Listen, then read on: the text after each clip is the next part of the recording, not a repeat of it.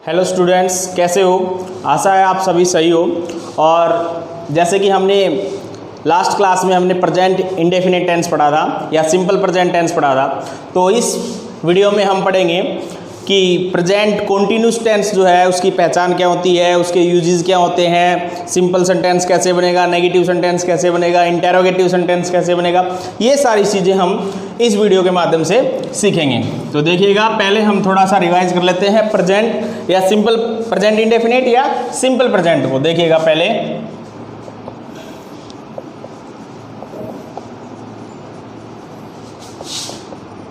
Simple present tense में मैंने सीखा था, पहचान के रूप में आपको बताया था कि जिन हिंदी के वाक्यों के अंत में क्या आए, ता है,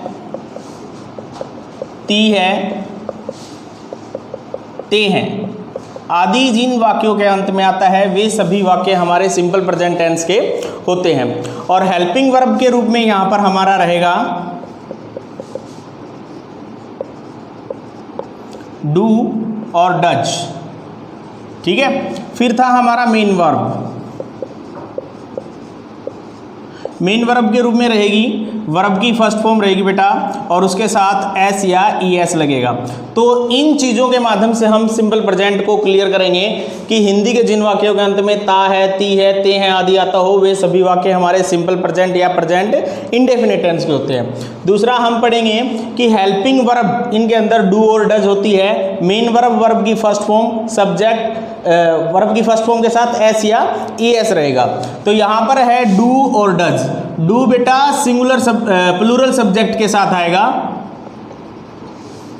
डू हमारा प्लूरल सब्जेक्ट के साथ आएगा, और डज हमारा सिंगुलर पर्सन या सिंगुलर सब्जेक्ट के साथ आएगा। प्लूरल कौन से होते हैं, सिंगुलर कौन से होते हैं? सिंगुलर में हमारा है जैसे कि ही, सी, इट, एनी नेम, ये सारे के सारे हमारे क्या हैं, सिंगुलर हैं। दूसरा है हमारा प्लूरल में हम यूज करेंगे यू, दे, वी।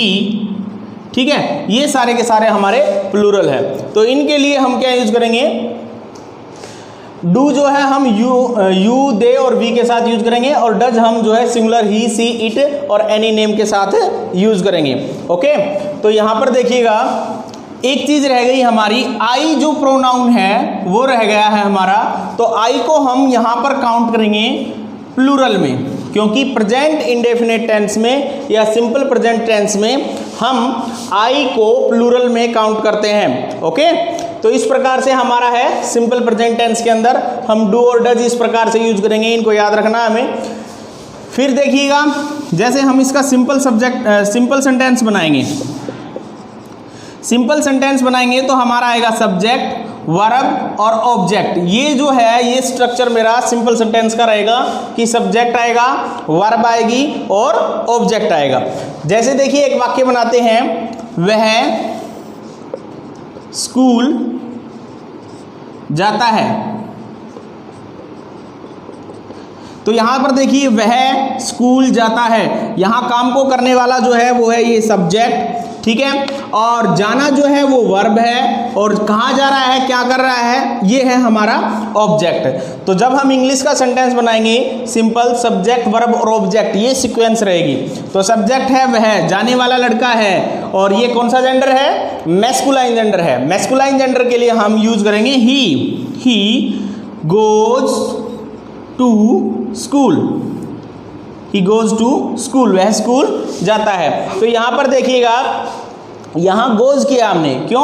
क्योंकि वर्ब जो है सब्जेक्ट, वर्ब और ऑब्जेक्ट है। और याद रखिएगा, मेन वर्ब जो है वर्ब की फर्स्ट फॉर्म के साथ एस या ई एस आएगी। तो सब्जेक्ट हमारा सिंगुलर है, तो वर्ब के साथ हमारी जो सब्जेक्ट और वर्ब जो होगी वो दोनों की दोनों सिंगुलर होगी। अगर यहाँ पर सिंगुलर सब्जेक्ट है तो वर्ब सिंगुलर आएगी, और वर्ब अगर ऑब्जेक्ट अगर सब्जेक्ट अगर प्लूरल है तो वर्ब भी हमारी क्या आएगी, प्लूरल आएगी। Singular subject, singular verb, plural subject, plural verb. और याद रखिएगा, जो सारी की सारी जो वर्ब होती हैं, जैसे डू है, गो है, कम है, ठीक है, ड्रिंक है, ये सारी की सारी वर्ब राइट है, यानी कि सारी की सारी रूट जो वर्ब होती हैं वो सब की सब क्या होती हैं, प्लूरल होती हैं। और इनको जब हमें सिंगुलर बनाना होता है तो इनके साथ हम या तो एस ऐड करते हैं या ई एस ऐड करते हैं, याद रखिएगा, ठीक है। तो डू प्लूरल है अपने आप में, गो अपने आप में प्लूरल है, कम अपने आप में प्लूरल है, ड्रिंक अपने आप में प्लूरल है,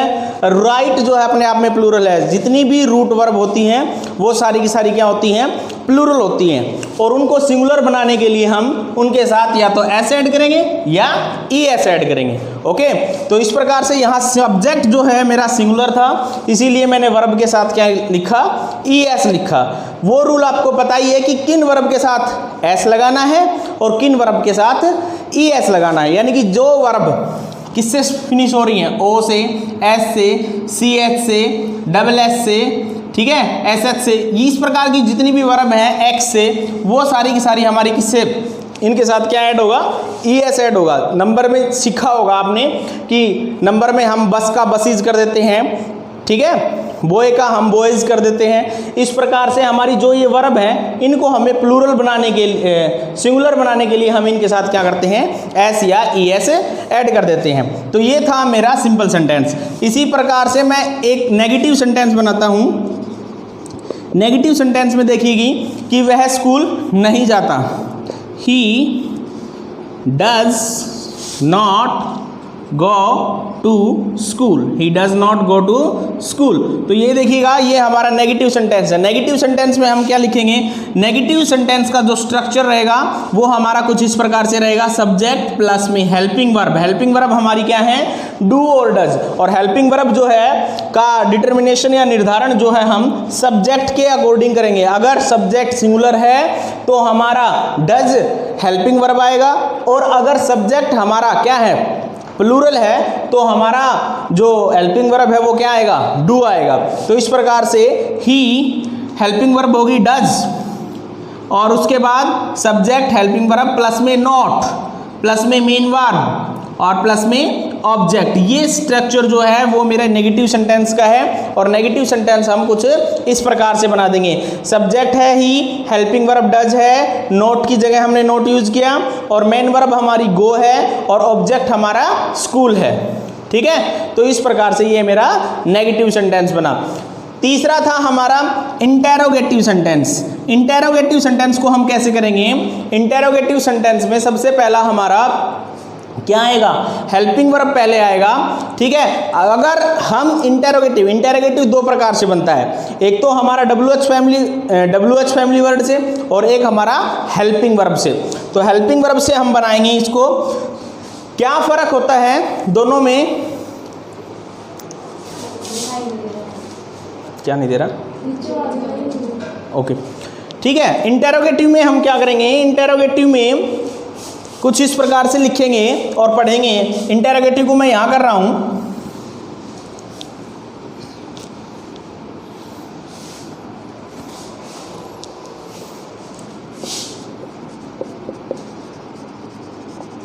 इंटेरोगेटिव का स्ट्रक्चर हमारा दो प्रकार से होता है। एक हेल्पिंग वर्ब से, हेल्पिंग वर्ब स्टार्टिंग में आ जाएगी, और हेल्पिंग वर्ब के तुरंत बाद हमारा सब्जेक्ट आएगा।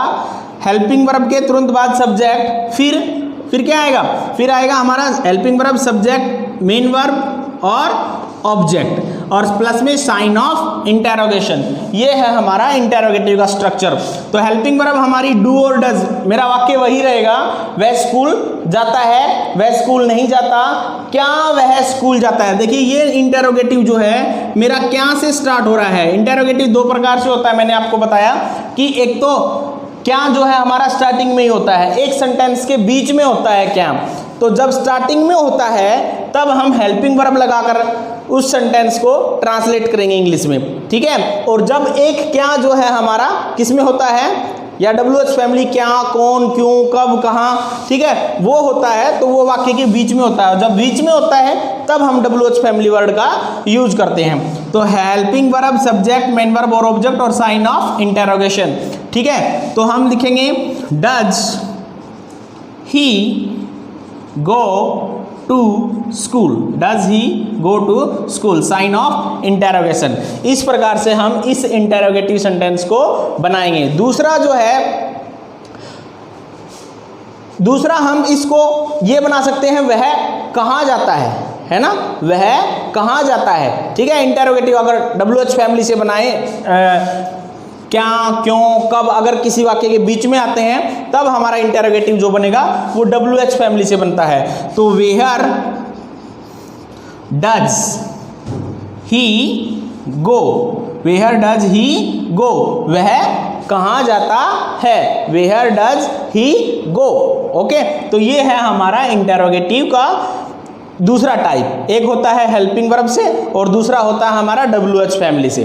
ठीक है, इस प्रकार से मैंने प्रेजेंट इंडेफिनिट के बारे में आपको बताया था और एक बार फिर से बता दिया है। अब हम इसी के यूजेस भी मैंने सिखाए थे, जिनमें से कुछ थे मैं आपको बता रहा हूं। जैसे कि यूनिवर्सल ट्रूथ के लिए हमारा जो है प्रेजेंट इंडेफिनिट टेंस यूज होगा।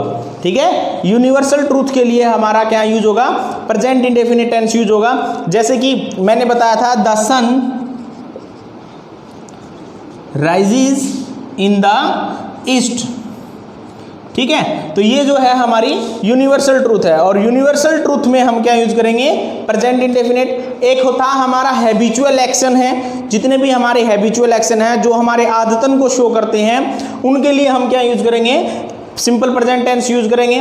ठीक है, हैबिचुअल है, परमानेंट ट्रूथ है, जो परमानेंट है, फिलहाल में है, चल रही है। और नियर, निकट जो फ्यूचर है, नियर जो फ्यूचर है, उसके लिए भी हम जो है प्रेजेंट टेंस यूज करते हैं। ठीक है, जो जितने भी यूजेस बताए थे उनको हम फिर पढ़ेंगे और इनको पढ़िएगा आप। आगे पढ़ेंगे हम प्रेजेंट इंडेफिनिट के बाद या सिंपल प्रेजेंट के बाद आता है हमारा प्रेजेंट कॉन्टिन्यूस। तो इसी वीडियो में हम लगातार बने रहेंगे और देखिएगा प्रेजेंट कॉन्टिन्यूस किस प्रकार से है।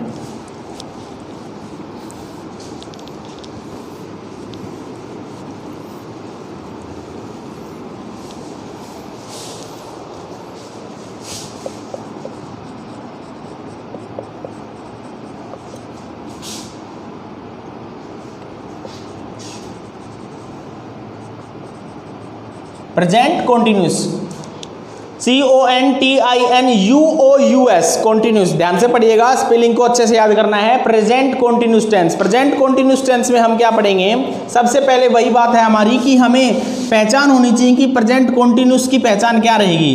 तो सिंपल में हमने पढ़ा था ता है, ती है, और यहाँ पर कॉन्टिन्यूस का मतलब होता है कोई कार्य लगातार रनिंग पोजीशन में है, कंटिन्यू प्रोसेस में है जो, तो उसके लिए हम प्रेजेंट कॉन्टिन्यूस टेंस यूज करेंगे।